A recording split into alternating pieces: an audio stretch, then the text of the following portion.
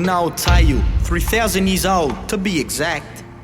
I know of one poet from that far back. His name was Bulos, gained much fame from Byblos, from Tyra to Sidon to Troblus. For words he could conjure, his lines held his spirit. This brought him merit to anyone who would hear it. His fame spread rapidly, became the main figure on tapestries. Miraculously, he kept his head above the flattery. His greatest poems were reserved for one Latifa, the jewel of her province. Only rarely would he see her.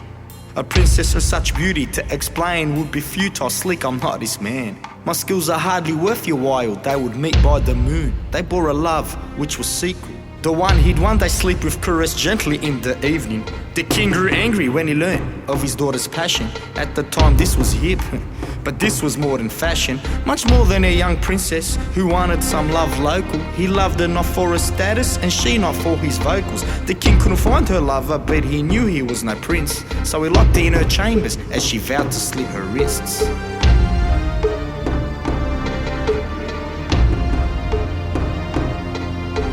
Now on the king's birthday, requested to be present was Bulos, the famed son of a mere peasant. And the words he did speak on that day brought tears, amongst much laughter, praise and cheers. Cause he could capture the essence of a topic in his sweet journey. After mixture, a rupture in his form would cause burning to the listener, and held them entrapped like a prisoner. So strong was this mental prison, some thought he was a wizard. That day he spoke tirelessly, the king remarked admiringly. Treatise on life cycles, major topics and trifle. He ended with a poem fit only for a king, spoken loud to a beat cause Bulos could not sing.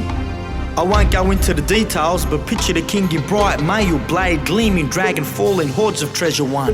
Jewels precious as the earth, diamonds brighter than the sun, a woman to be wife, beautiful. You die to see her, down in sky blue silk, encased in emeralds greener than our cedars. The birth of their child, in her eyes as if the stars lit. Blessed from the gods with skin softer than her garments. Salima the Latifa, beautiful was her birthright. A child of the cedar, loved by the sun and starlight. He Bulos ended, and a deep silence followed.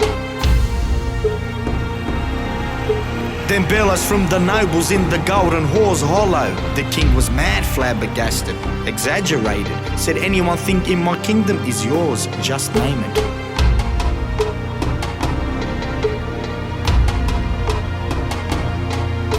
An interesting scene set, one against most odds, may be created at man's expense for amusement by the gods. The king was eager for his favour and showed further. What if Bulos asks for the hand of the king's daughter? The poet knew the king's unpleasantness, but went on heedless. Some poets live on dreams, and hence may seem fearless. And what's most enlightening and beautifully frightening is Bulos believed in the words that he was writing. So not for a second did he doubt the king's words, especially when spoken in front of his well-dressed churls.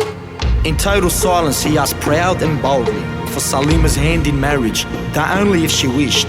The nobles yelled loudly, the king looked down coldly, asserted, shook his hand, and a maid was dismissed. Amongst the midst of all this great joy and rejoice, that moment the king knew he was her lover by her choice. Instead of relief for a son-in-law gifted in speech, the king was mad and cursed the gods beyond belief. Within a time the maid returned, her face aghast. The princess was found dead with her wrists slashed. The king smiled up at the gods, silently renouncing his curses, stood up in a regal voice and spoke one of his verses. I am a king of my word and promised you a wife, though alas you'll have to meet her in the afterlife. And with that he killed the poet, and with the poet went knowledge.